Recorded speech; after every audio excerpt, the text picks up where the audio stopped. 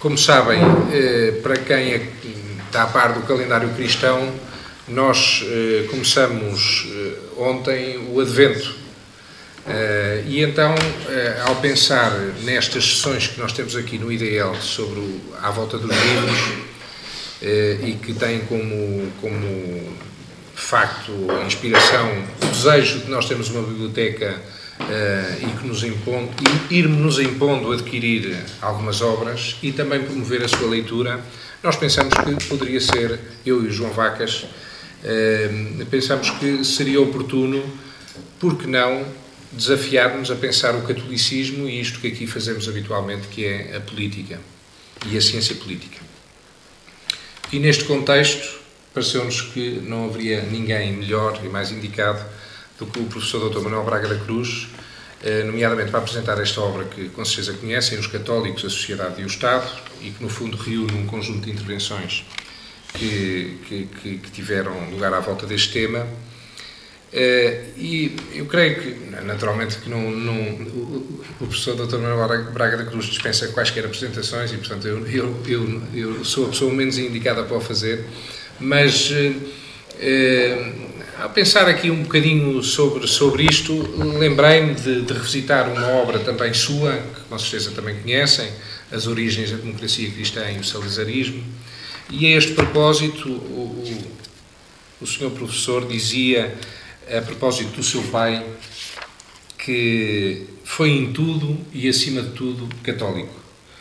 E eu acho que não me engano muito se arriscar dizer que o professor Dr. Manuel Braga da Cruz também gostaria de ser reconhecido e identificado precisamente por esta fórmula, em tudo e acima de tudo católico. E na verdade, na Igreja Portuguesa é assim que o reconhecemos, não só pelas funções que exerceu, como tendo sido o primeiro leigo católico que foi reitor da Universidade Católica, instituição que liderou com uma enorme mestria, emprestando todo o seu talento, toda a sua diplomacia, a sua capacidade à instituição durante esses anos, mas além disso é um católico que, como académico, se tem debruçado também sobre a sociologia política e muito tem escrito sobre isso, e provavelmente uma das pessoas que mais estudou o salazarismo e também a sua conexão com a democracia cristã e com o movimento do catolicismo, mas não só, também da Primeira República. E, portanto, eu tive a oportunidade de, recentemente, testemunhar uma homenagem que justamente a reitora da Universidade Católica recentemente lhe fez. E lembro, na altura, fui assistir e fiquei muito impressionado e mandei-lhe um SMS que depois me confessou não ter recebido ou não ter visto, porque não vê habitualmente SMS. Mas eu, nessa mensagem, lembro-me de lhe dizer que, como tinha ficado impressionado com a quantidade de testemunhos, e acabava ao dizer: tio, eu quando for grande quero ser como o tio. E precisamente pela sua capacidade como homem de fé que é, ver a sua pertença cristã como um desafio à pertença pública e à intervenção pública. E, portanto, eu acho que esta é realmente a melhor maneira de sermos desafiados a pensar como é que os católicos estão e têm a sua intervenção social e, por outro lado, como é que eles pensam o próprio Estado numa altura, como ainda há um bocado conversávamos, como é que o Estado eventualmente tem que ser repensado e o que é que os católicos e a doutrina social da Igreja têm a acrescentar a esse debate. Muito obrigado. Eu é que agradeço e muito este convite para vir aqui apresentar este livro, precisamente num dia tão importante para todos nós, como é o 1º de dezembro, e felizmente é um dia de trabalho, não é o feriado que sempre foi. Apesar disso, tive o privilégio de poder estar hoje nas comemorações oficiais do 1º de dezembro, a acompanhar o meu querido amigo José Ribeiro e Castro, que tem feito um trabalho extraordinário na revitalização e na reivindicação da reposição do feriado. Oxalá o tenhamos de volta em breve. E queria também agradecer muito este convite ao Dr. Filipe Anacoreta Correia, que, como viram, é meu amigo e, como todos os amigos, fala exageradamente dos amigos. Mas agradeço muito porque este livro, como ele explicou, não é um livro organizado com princípio, meio e fim, é uma recolha de várias conferências que eu fui fazendo e que incidem de diferentes ângulos nesta temática entre os católicos, a sua relação com a sociedade e o Estado. E, portanto, eu vou tentar apanhar algumas ideias fortes que o livro tem e apresentá-las. Não é apresentar o livro porque ele é muito desigual das suas várias partes, mas tem algumas linhas mestras. E começaria por precisar o que é que se entende por católicos. Quando eu falo aqui de católicos, de que é que estou a falar? Normalmente, hoje, quando a gente ouve alguma figura pública dizer eu sou católico, já sabemos que a seguir vai dizer alguma coisa que não está de acordo com a Igreja. São pessoas que querem que passe a sua mensagem, que não estão de acordo com a doutrina da Igreja, e dizem, mas eu sou católico, e depois dizem qualquer coisa que está em dissonância com a Igreja. Aliás, recordo-me que um dia em Bruxelas, numa delegação da Igreja Portuguesa, da Conferência Episcopal Portuguesa, em que iam 20 e tal leigos e apenas 6 bispos, eu viajei numa daquelas deslocações no autocarro com um padre polaco que estava na Comece e perguntei-lhe, aqui nas instituições fala-se da Igreja? Olha, meu amigo, se você quiser ouvir falar da Igreja, tem que dizer mal. Se disser mal da Igreja, tem a primeira página dos jornais, grande relevo e tal. Se você disser aquilo que a Igreja diz ou que o Papa diz, ninguém lhe liga nenhuma e tal. Bom, ora bem, os católicos a que eu faço aqui referência são os católicos orgânicos. São aqueles que estão em comunhão com a Igreja, que pensam como a Igreja, que falam como a Igreja e que estão ativamente ao lado da Igreja. É desses, e não é daqueles que se dizem para depois discordar ou fazer passar uma mensagem que não tem nada a ver com o pensamento da Igreja. E isto é muito necessário identificar os católicos orgânicos, porque nós vivemos num país que é maioritariamente católico. Mais de 80% dos portugueses se identificam como católicos, o que é muito importante. O nosso catolicismo, não só político, mas o nosso catolicismo social é um catolicismo de referência ou de identidade cultural. Eu recordo-me que um dia o José Saramago, que eu tinha convidado para um colóquio com o padre António Vaz Pinto, a meio da intervenção dele, sim, porque nós em Portugal, do ponto de vista cultural, somos todos católicos. E eu gosto muito de citar o Saramago, dizer, até o Saramago dizia que do ponto de vista cultural somos todos católicos, o que significa que o catolicismo é uma dimensão da identidade cultural portuguesa. Não é despreciando ele ter reconhecido uma coisa destas. Mas quando a gente compara a identificação dos portugueses com o catolicismo, que é professada por mais de 80%, com a concordância entre comportamentos e atitudes dos portugueses com o catolicismo, aí verificamos que há um desfazamento cada vez mais acentuado. Bom, e portanto é esta a realidade do catolicismo português. Ora bem, o ser católico, e sobretudo o ser católico orgânico, o estar organizado com a Igreja, o ser parte e membro da Igreja, implica uma visão da sociedade, do mundo e uma visão do Estado. Claro que há um pluralismo social e político do mundo católico, consagrado, aliás, pelo Concílio Vaticano II, mas há princípios fundamentais com os quais os católicos têm que estar identificados. Portanto, decorre da fé. A fé não é uma simples opinião, a fé é uma adesão que se traduz, obviamente, numa forma de vida, num comportamento, e, portanto, quando se fala de católicos, estamos a falar de compromisso social e político. Não se pode ser católico sem haver esse compromisso social e político. Estou a falar dos católicos orgânicos. Ora bem, este compromisso social, na minha opinião, deve, em primeiro lugar, ser um compromisso pela liberdade religiosa. Como sabem, a liberdade religiosa na Igreja foi enfaticamente consagrada no Concílio Vaticano II. Mas a relação dos católicos e da Igreja com a liberdade religiosa, sabemos historicamente, não foi fácil.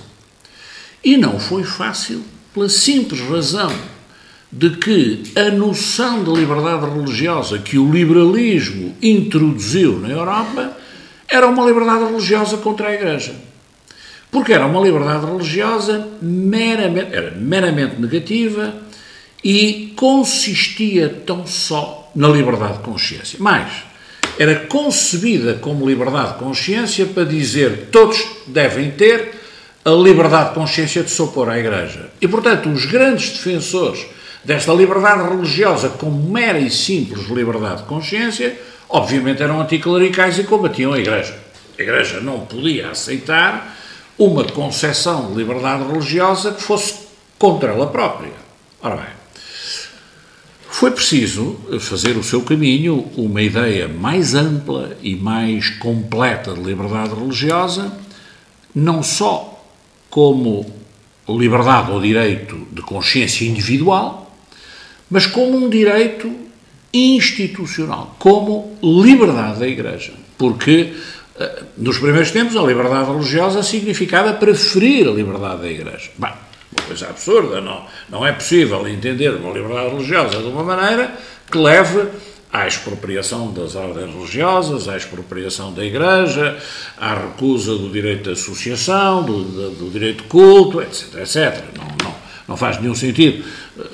O que nós tivemos aqui como liberdade religiosa na Primeira República foi tudo menos liberdade religiosa, porque era entendida como liberdade de consciência contra a Igreja. Bom, ora, esta liberdade religiosa, entendida como direito e liberdade institucional, não é um direito individual, não é um direito cívico da primeira geração, é um direito social de terceira geração.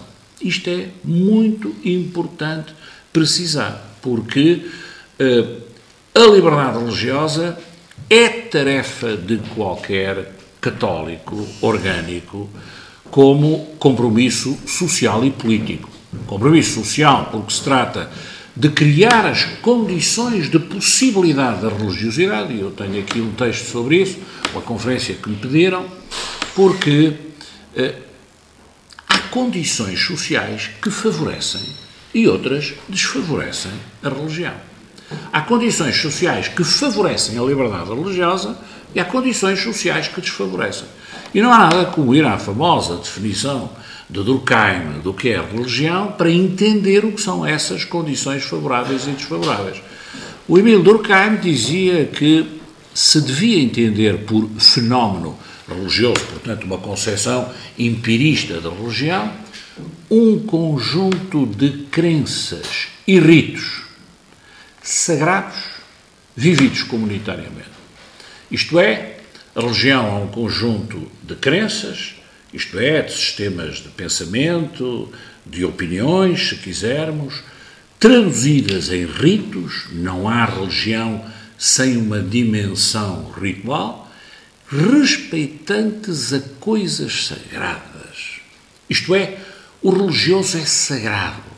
E o sagrado quer dizer, como o Durkheim explica muito bem no seu livro As Formas Elementares da Vida Religiosa, quer dizer afastamento. Quando eu, em casa, pego num objeto e ponho numa prateleira e digo aos meus filhos, joguem a bola, aqui não se toca. Eu estou a sacralizar este objeto. Eu estou a dizer, isto não é para destruir, porque isto foi-me oferecido, isto representa um afeto, isto é muito importante, é um símbolo. Ora, estou a criar distância. Todo o processo de sacralização é um processo de velamento. Max Weber falava no desencantamento do mundo como efeito da secularização.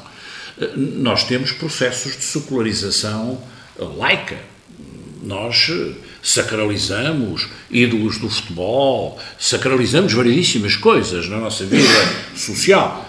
Do ponto de vista religioso, a sacralização significa guardar, separar, velar, tornar denso, misterioso aquilo que não compreendemos senão a uma luz especial. Ora bem, portanto, crenças, ritos sagrados, vividos comunitariamente. Não há religião sem comunidade. E isto é muito interessante porque nos ajuda a perceber, eu já estou com riscos de fugir ao tema, mas não resisto. Eu acho que dos livros mais interessantes que ajudam a perceber Portugal é o livro do famoso geógrafo Orlando Ribeiro, uma obra-prima, Portugal, o Atlântico e o Mediterrâneo. Ele não tem uma palavra nesse livro sobre religião. E, em todo caso, é o livro que melhor nos explica as diferentes formas de religiosidade que existem no sul e no norte de Portugal. Até explica o eleitorado do barro e o eleitorado do granito, para utilizar uma dicotomia de um geógrafo francês, que nós em Portugal temos. É uma constante quando analisamos resultados eleitorais. Ora bem, não há religião sem espírito comunitário. E isto é muito interessante, começar a ver as formas de aglomerado. Estou a dizer que, portanto, o norte, como todas as regiões atlânticas da Europa, favorece muito mais a religiosidade do que as regiões de clima mediterrâneo. Bom, ora bem, o que é que eu quero dizer com isto? É que, por exemplo, o que mais tem corroído a sacralidade da vida contemporânea é o consumismo. É o hedonismo consumista. E portanto, o não aceitar como uma inevitabilidade esta sociedade de consumo, com a sua devastadora tendência para o banimento dos interditos. E não tenhamos medo, porque o sacralizar é interditar. O senhor não entra aqui. Isto é um quarto, isto é uma sala de visitas onde só entram as visitas. Você não entra aqui. Eu estou a interditar porque estou a sacralizar aquela sala que está ali em casa, que é só para os dias de festa ou para receber amigos especiais. Podemos dar inúmeros exemplos para explicar isto. Ora, outra das condições da possibilidade da religião é o comunitarismo. Ora, nós estamos a viver numa sociedade que é profundamente individualista. Se a sociedade industrial massificou e individualizou, se as sociedades modernas individualizaram, a globalização tem acentuado enormemente o individualismo. Hoje o individualismo das sociedades pós-modernas é muito mais acentuado e muito mais grave deste ponto de vista do que o individualismo das sociedades industriais. Das sociedades modernas, ditas assim, as pós-modernas têm um individualismo muito mais acentuado. Ora bem, o papel dos católicos está, em primeiro lugar, em criar condições de vida comunitária em sociedades particularmente individualizadas, está em criar condições, e vou dizer uma coisa que pode soar mal, a revalorização da ascese, porque a ascese é precisamente aquilo que é capaz de suster o efeito desacralizador do consumismo hedonista. Não uma ascese epicurista, mas uma ascese que tenha a transcendência e o outro como justificação fundamental. Portanto, o ser católico tem inúmeras implicações relativamente à vida social. O ser capaz de ser frugal, para ser capaz de ajudar os outros. Quantas pessoas a gente não conhece que têm uma vida parcimoniosa e que são praticamente banqueiros dos outros, fartam-se de emprestar dinheiro. Eu tenho na mente algumas pessoas que eu conheço que são assim, têm uma vida frugal e poupam e que têm o prazer de ajudar os outros e prestam dinheiro a toda a gente. Bom, e não é por acaso que as pessoas que eu estou a falar são católicos que eu conheço, não é? Que gostam de ser úteis aos outros. Bom,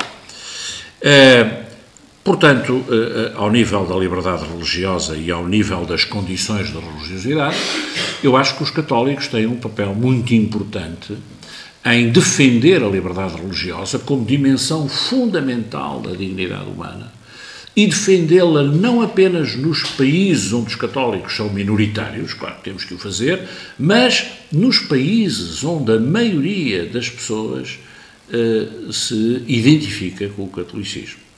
O fazer da liberdade religiosa como direito e liberdade fundamental, como liberdade positiva que deve levar os poderes públicos e o Estado a respeitar ativamente essa laicidade, porque defender as condições de sociabilidade, as condições que favorecem a religiosidade, não é contra a liberdade religiosa, mas se a liberdade religiosa é um direito social, significa que o Estado tem uma função de promoção desta liberdade religiosa. Tem que a promover ativamente e, portanto, tem que criar as condições sociais que favorecem a religiosidade.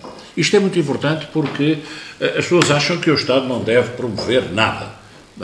E isso é falso. Quer dizer, o direito social à liberdade religiosa é um direito que pede uma atitude do Estado positiva, que é de favorecer que todos possam, se o quiserem, ter convicções religiosas, praticar religiões e viver de acordo com a sua consciência. Ora bem, é evidente que estamos a passar para o Estado e estamos a dizer que o Estado tem obrigações em matéria de liberdade religiosa, mas não só. O ser católico envolve uma opinião do mundo, da sociedade e da política. Claro que o pluralismo foi consagrado pelo Concílio, como eu disse há pouco, e foi consagrado, permitam-me só que eu recorde, quando nós analisamos a história do catolicismo político, há um primeiro momento em que o que preocupa os católicos é a liberdade da Igreja. Todo o século XIX, o período do liberalismo, não é? E os católicos organizam-se, agrupam-se, reivindicam o direito de associação, o direito de reunião, que são direitos liberais, para defender a Igreja. Defender a Igreja de uma ofensiva secularizadora muito forte dos liberalismos europeus, não é? Que atingiram a base material da Igreja, com as desamortizações várias, que atingiram a própria liberdade institucional da Igreja, cerceando o poder papal e o poder episcopal em muitos países, provocando até cismas desse ponto de vista, tentando imiscuir-se na vida da Igreja. E, portanto, a primeira fase do catolicismo político é uma fase associativa. É uma fase de reivindicação da possibilidade de existir, de atuar e de viver. Depois, com o deflagrar da questão religiosa, nós assistimos ao aparecimento de grandes movimentos sociais católicos na Europa, que tomaram o nome de movimentos democratas cristãos. O primeiro entendimento da democracia cristã, assim a confinou o Papa Leão XIII na famosa encíclica Graves de Comune, era um entendimento meramente social. Não quer dizer que alguns destes movimentos não se tivessem já dotado de expressões políticas. A mais importante de todas, o Partido do Zentrum católico na Alemanha, que era o braço político do famoso movimento social católico. Bom, e como alemães que eram, costumavam dizer a Roma, a Igreja de Roma define princípios doutrinários, quanto à política concreta aqui na Alemanha, nós é que sabemos, nós é que fazemos. E houve uma grande autonomia, de facto, do Partido do Zentrum relativamente a Roma, inclusive com alguns bispos alemães que estavam envolvidos no Partido do Centro. O Partido do Centro tinha imensos membros do clero na direção dele.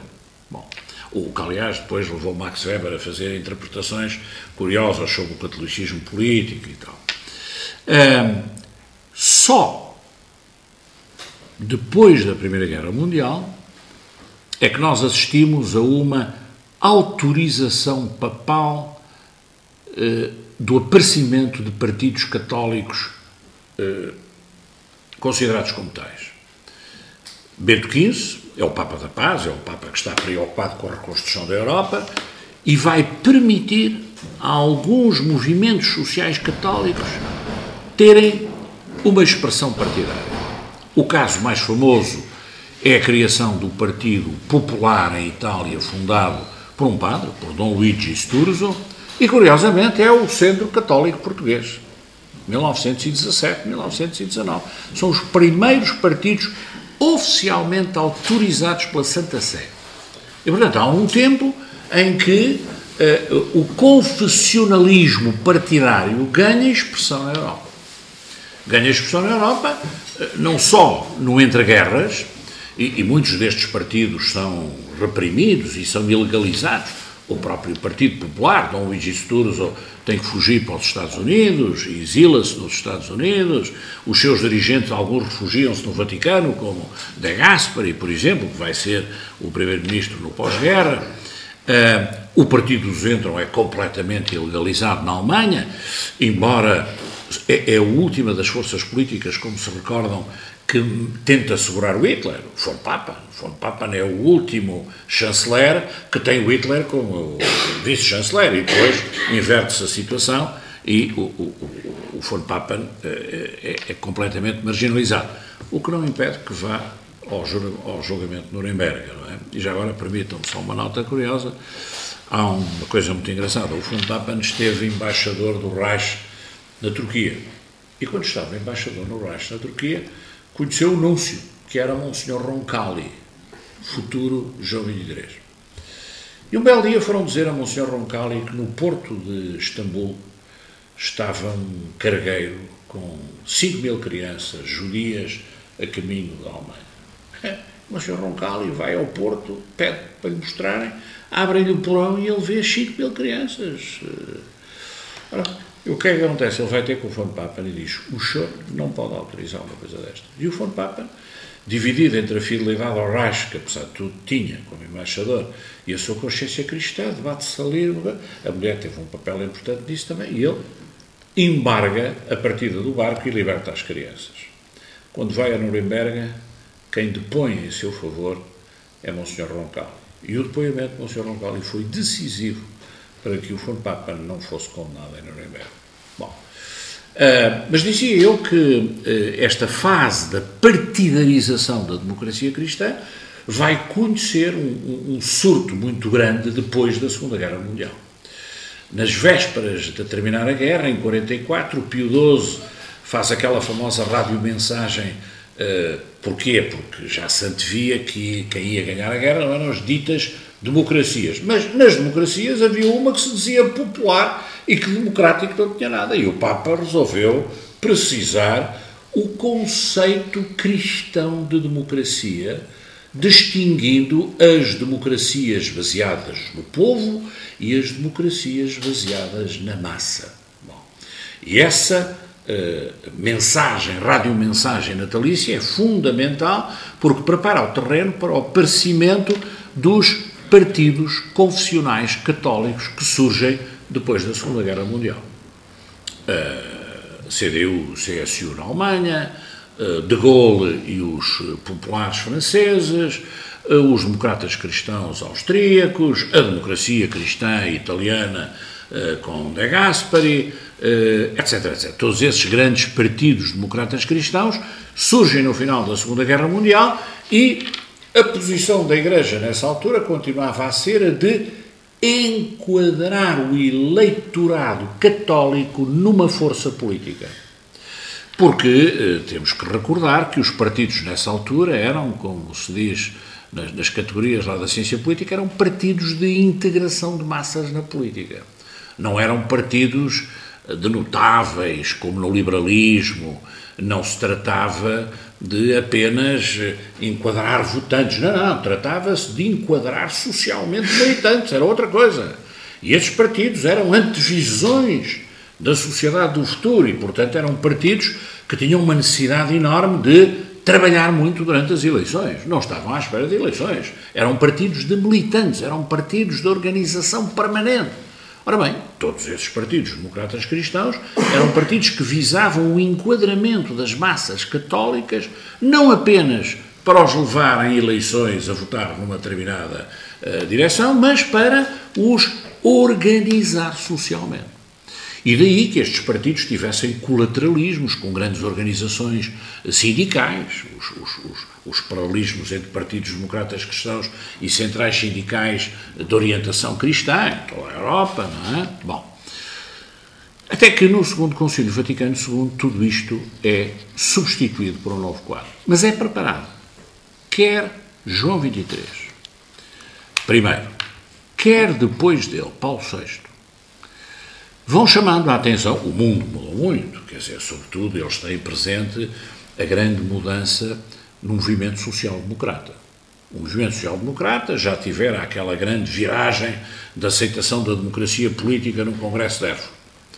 E em 59, no famoso Congresso de Bad Godesberg, aceitam a economia de mercado. Isto é, os socialistas deixam de ser anticapitalistas e passam a dizer: queremos ser democratas, queremos trabalhar com a economia de mercado. Isto não tem nada a ver com o partido fundado por Karl Marx e Friedrich Engels na Alemanha antes do último quartel do século XIX. E os papas recomendam, João XXIII é o primeiro a fazer essa distinção, distinguir ideologias de movimentos. As ideologias mudaram muito, os movimentos mudaram mais do que as ideologias, e é aí que quer João XXIII, quer Paulo VI, começam a dizer que a um católico é possível algum pluralismo político. Isto é, a visão do enquadramento do eleitorado católico, da opinião pública católica, cede espaço ao pluralismo político católico. Mas pluralismo condicionado. Não é uma liberdade indiscriminada, não é uma liberdade de votar onde muito bem apeteça a um católico. Não. Surge aí o conceito de discernimento político dos católicos. E começa aí a fixação dos critérios do discernimento católico das forças políticas, que depois Bento XVI, ainda como cardeal, vai definir num texto que está publicado na Nova Cidadania do Instituto de Estudos Políticos da Católica. Lá estão todos os grandes critérios que qualquer católico deve ter presente quando se trata de votar. Bem, quando chega ao Concílio Vaticano II, o Concílio introduz três grandes princípios, digamos, relativamente à participação política dos católicos. O primeiro é o da pluralidade política dos católicos, o da possibilidade dos católicos, de acordo com o discernimento, de acordo com a consciência bem formada, da consciência responsável, poder olhar para as forças políticas e ver qual aquela que melhor pode servir os desígnios da consciência de cada um. Temos de nos lembrar que os partidos já tinham mudado. Os partidos já não eram estes partidos de integração, mas eram aquilo que um autor chamou os catch-all parties, os partidos de composição heterogénea, quer do ponto de vista ideológico, quer do ponto de vista social, partidos que tinham tudo um pouco. Os partidos também estavam a mudar, não é? Portanto, o primeiro princípio do Concílio é o do reconhecimento do pluralismo político. O segundo é o da desclericalização da política, isto é, a política é para os leigos, a política não é para os padres. E o Concílio convida, coisa que não acontecia no passado, ou fundadores de partidos, falei há pouco de Luís Gisturz, eu podia falar de muitos mais, houve os Abbé Démocrates em França que fundaram a democracia cristã francesa, houve muitos padres envolvidos no nosso movimento social católico. Quantos padres na primeira fila das organizações católicas? O Concílio vai dizer: a política não é para o clero, o clero deve ser isento desse ponto de vista, isto é tarefa dos leigos. O Concílio valorizou os leigos na acessão da Igreja, a Igreja passou de uma visão clerical para uma visão de povo de Deus e, portanto, os leigos são chamados a ter um protagonismo que até aí já vinham tendo, mas não estava consagrado. E, por último, uma nota muito importante, juntamente com a desclericalização e com o pluralismo, a desconfessionalização da política, que contribuiu para o desaparecimento de alguns partidos democratas cristãos na Europa. O caso francês, o caso italiano, tiveram muito a ver com esta posição. Ou seja, quando o Concílio diz a nenhum católico é lícito invocar o seu estatuto de fé em razão das suas convicções políticas, isto é, no fundo está-se a conceder uma grande autonomia ao político. O político é autónomo, não é insubordinado, obviamente, ao direito, à moral, e não é insubordinado eticamente a uma doutrina como é a doutrina católica, mas não é lícito invocar a autoridade da fé para legitimar uma opção partidária. Bom, estas três orientações criaram alguns problemas no mundo dos partidos católicos. Não desapareceram com isso. É muito interessante, por exemplo, perceber porque é que hoje no Parlamento Europeu não se fala de Partido Democrata Cristão, mas fala-se de Partido Popular. É o velho Partido Popular de Dom Sturzo. É a velha, vou-lhe chamar impropriamente, ideologia popular de Dom Sturzo, que foi rechamada para a fundação do Partido Europeu que reúne as democracias cristãs. Isto é uma forma não confessional, mas orientada por princípios e doutrinas que têm a ver com o cristianismo e catolicismo políticos, e é uma forma de não comprometer a Igreja, é uma forma de não comprometer a fé, mas de garantir que haja uma confluência de colaborações no espaço público para os católicos. Ora bem, nós estamos hoje, chegados a um ponto que é particularmente crítico e particularmente preocupante. E referindo-me concretamente a Portugal, eu acho que nós temos que reconhecer que os católicos estão mal organizados, estão bastante desorganizados e estão subrepresentados politicamente. Quando a gente olha para o Parlamento, por exemplo, na Constituinte, nos anos subsequentes à Constituinte, e olha para o Parlamento hoje, há um desfazamento claro entre o número de católicos deputados e o número de católicos na sociedade portuguesa.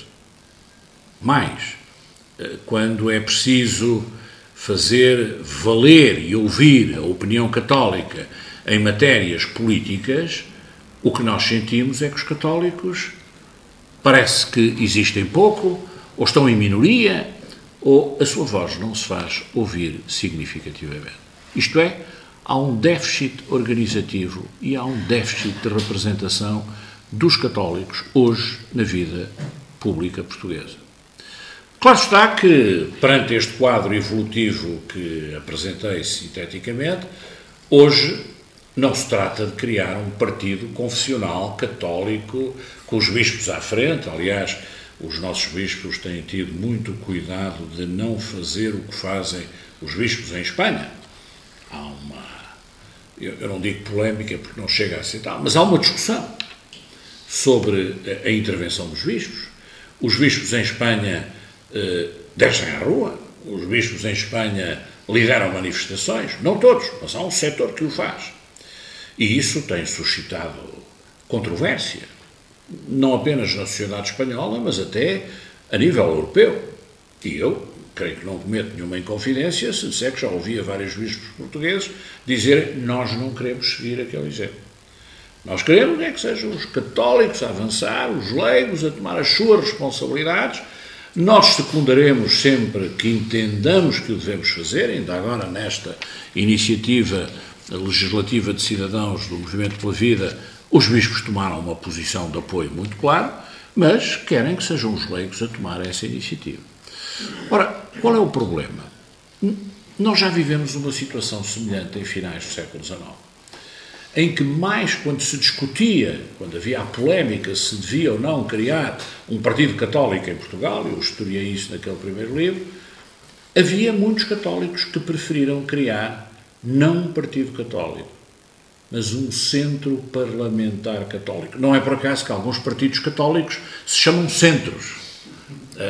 O Zentrum alemão, o Centro Católico Português de 1917, porque vinham desta ideia do centro parlamentar. Ou seja, juntar os deputados católicos no Parlamento que pertençam a várias orientações políticas legítimas dentro do pluralismo aceitável, dentro do pluralismo que cabe dentro dos princípios da Igreja, e promover o seu entendimento para a defesa de posições não apenas que tenham a ver com a liberdade da Igreja, essa era uma grande preocupação, porque a Igreja estava sem liberdade, mas também que traduzam em questões vitais as orientações da Igreja Romana. E nós assistimos ao aparecimento, até em Portugal, de um centro católico parlamentar que elegeu deputados, poucos. Isso era outra história, explicar porque é que tinham poucos resultados e porque é que o Centro Católico da Primeira República tinha, porque havia um controle administrativo sobre o eleitorado, era tão simples quanto isto. A maior parte dos católicos não tinha direito de voto. Bom, está tudo explicado. Bom, e nós estamos a chegar a um ponto, ou uma situação, onde esta ideia das plataformas transpartidárias se justificam. Nós temos a clara noção que hoje as clivagens políticas, que há muito deixaram de ser clivagens sociais, não é? Aquela ideia de dizer que os partidos eram as traduções políticas das classes sociais, uma opinião exagerada do fundador do Partido Comunista Italiano, o António Gramsci. É claro que isso já não existe há muito tempo, mas nem os partidos hoje traduzem, sobretudo politicamente, clivagens sociais, cada vez mais traduzem clivagens culturais, éticas e até morais. Ora bem, se isto assim é, justifica-se cada vez mais a existência destas plataformas alargadas de católicos transversais ao espectro dos sistemas partidários europeus. E, portanto, cada vez mais isso é urgente. Mas há um outro desafio muito importante para os católicos, e com isto vou terminar, porque já estou a falar há muito tempo, que eu não desenvolvo muito neste livro, mas que está implícito no último texto, no penúltimo, quando falo do Estado na doutrina social da Igreja. Desculpem, agora vou ser vou descer à terra. É muito frequente ouvir socialistas dizer: nós estamos de acordo com a doutrina social da Igreja. Nós traduzimos a doutrina social da Igreja. É muito frequente ouvir isto. Ora bem, e quem vai ler os textos da doutrina social da Igreja encontra demarcações flagrantes. Eu já não falo das condenações do socialismo, quando o socialismo era o socialismo coletivista, o socialismo não respeitador da democracia política e da economia de mercado. Nós vemos Leão XIII, Pio XI, vemos esses papas todos condenar o liberalismo e o socialismo a cada página das suas encíclicas. Já não estou a falar desses papas e dessas encíclicas.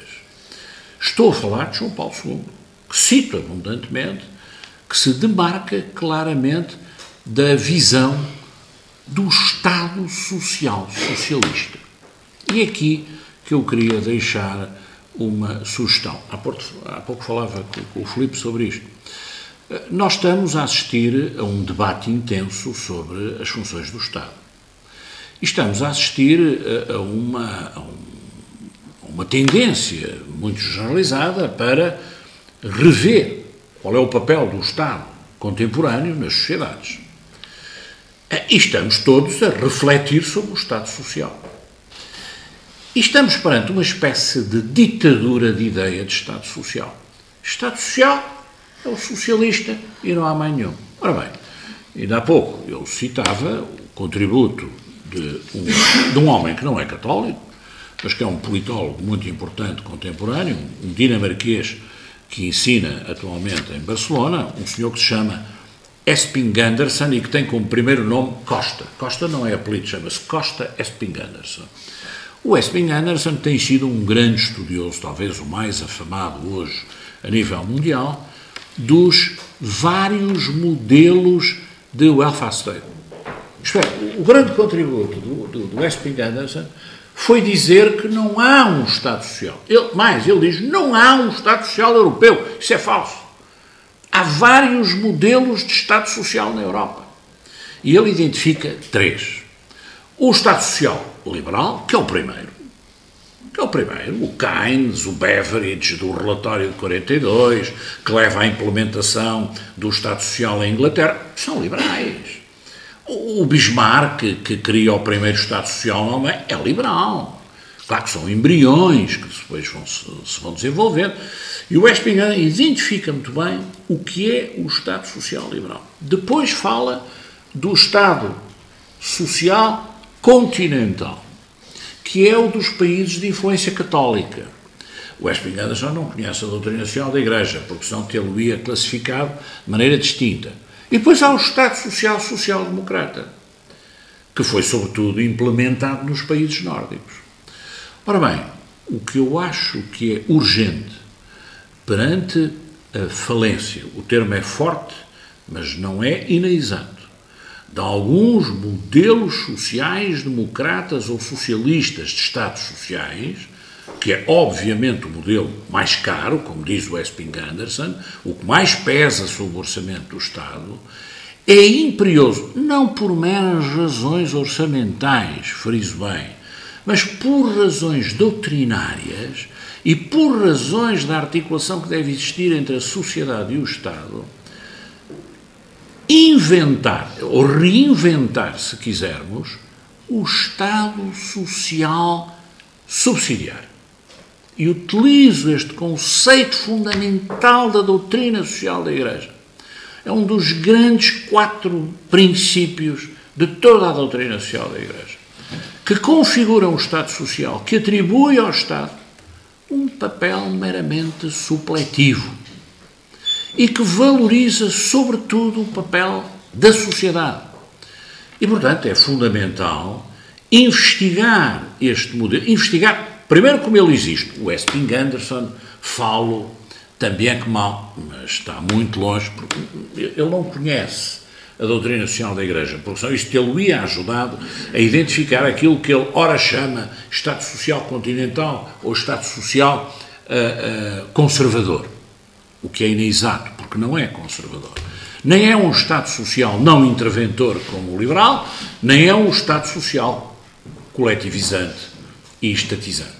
É um Estado Social que dá o primado à sociedade, que dá o primado à família. Não é por acaso que alguns destes Estados Sociais são individualistas, não são familistas, e o Estado Social Continental é familista. Ora bem, não queria perder muito tempo com isto, mas só para chamar a atenção que urge, hoje, na Europa, conceptualizar um Estado Social de inspiração católica, subsidiário, e que seja capaz de traduzir a liberdade de escolha na escola, que é um dos critérios fundamentais para o voto católico consciente e responsável, que esclareça como é que, do ponto de vista das políticas de saúde e dos serviços nacionais de saúde, se pode valorizar a intervenção da sociedade, e nós que temos este glorioso passado das misericórdias que foram tão vilmente reduzidas à insignificância